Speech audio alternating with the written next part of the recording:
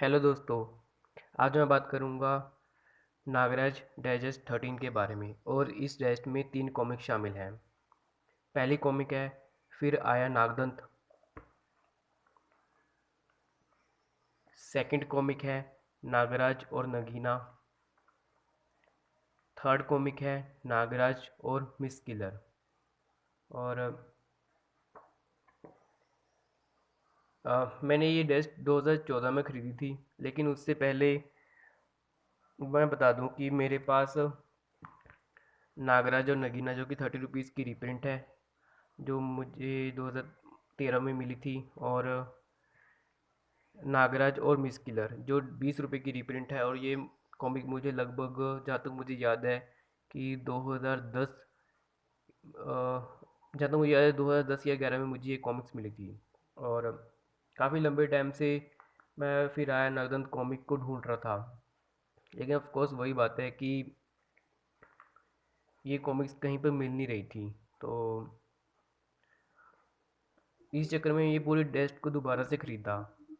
और अच्छी बात ये रही कि ख़रीदने के बाद वो वैसा सीन नहीं हुआ कि आने ख़रीदने के बाद महीने 2 महीने बाद इसकी रीप्रिंट आ गई। ऐसा कुछ नहीं हुआ।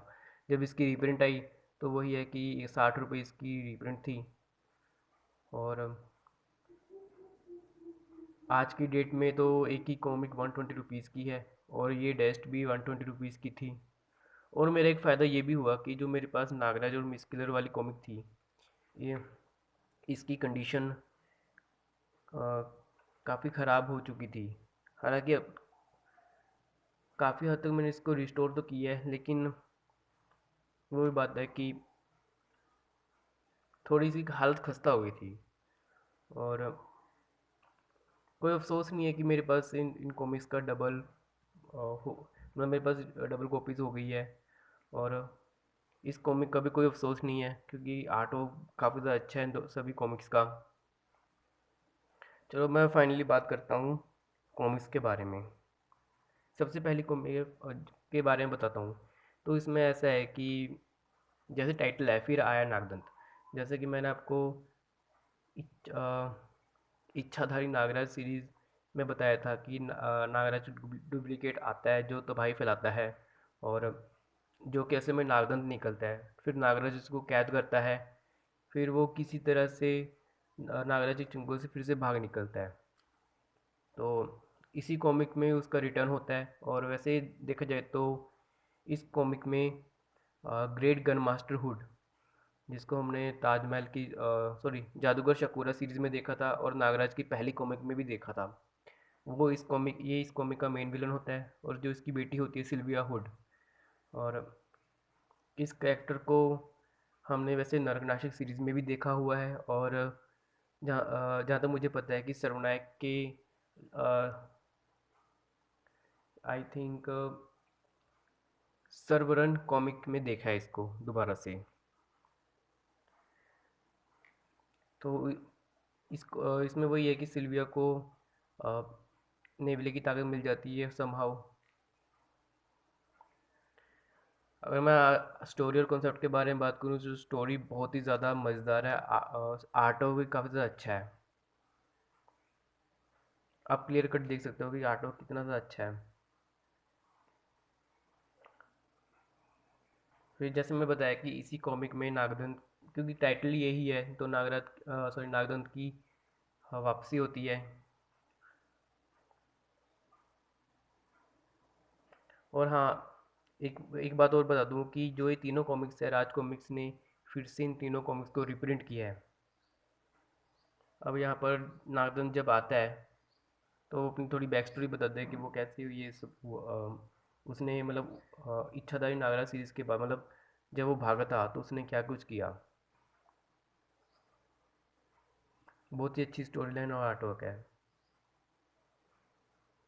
अब दूसरी कॉमिक है नागराज और नगीना। और इस कॉमिक में नगीना का सेकंड टाइम अपीयरेंस होता है। और वही बात है कि अ, नागराज से बदला लेने के लिए वो ही सब कर मतलब जो भी वो प्लानिंग है वो करती है। जो एक विलन का मकसद होता है कि हीरो को मारना, दुनिया पर राज करना। तो अगर मैं इसकी स्टोरी और कॉन्सेप्ट के बारे में बात करूँ तो बहुत ही बढ़िया इसकी स्टोरी लाइन है। और अगर मैं आर्ट वर्क के बारे में बात करूँ तो आर्ट वर्क भी काफ़ी ज़्यादा ज़बरदस्त है। आर्ट वर्क को लेकर तो कोई शक वाली बात है ही नहीं। हालांकि मैं एक चीज़ और बता दूँ कि जो ये तीन करेक्टर्स हैं, ये तीन करेक्टर्स, इनको वैसे हमने नरकनाशक की जो सीरीज़ आई थी, कौन सी सीरीज़ थी वो, मकबरा सीरीज़, उसमें भी वैसे नगीना भी होती है और ये करेक्टर्स भी देखने को मिलते हैं, जो कि वैसे पॉजिटिव साइड में ही होते हैं। क्योंकि अभी तक तो जहाँ तक मुझे पता है नरकनाशक के यूनिवर्स में नगीना एक पॉजिटिव करेक्टर ही प्ले कर रही है।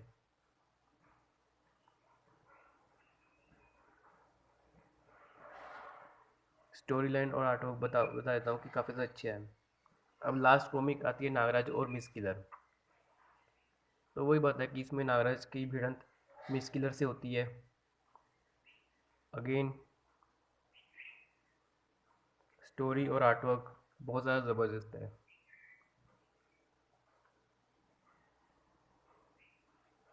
एक टाइम में तो ऐसा आता है कि नागराज को गोंद से चिपकाया जाता है, जिससे नागराज को काफ़ी ज़्यादा मुश्किल होती है उस गोंद से छूटने में।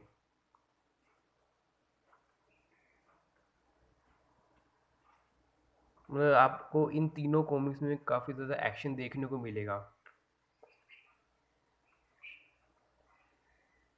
बस लास्ट में इतना ही बोल सकता हूँ कि अगर आप क्लासिक नागराज के फ़ैन हो तब तो आपको डेफिनेटली इन तीनों कॉमिक्स को खरीदना चाहिए।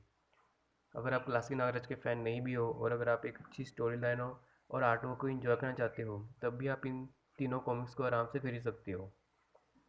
मेरे हिसाब से फुल पैसा वसूल कॉमिक्स हैं। तो ठीक है दोस्तों, आज की वीडियो के लिए सिर्फ इतना ही। मिलता हूँ आपसे नेक्स्ट वीडियो में। Till then bye and thank you for watching this video.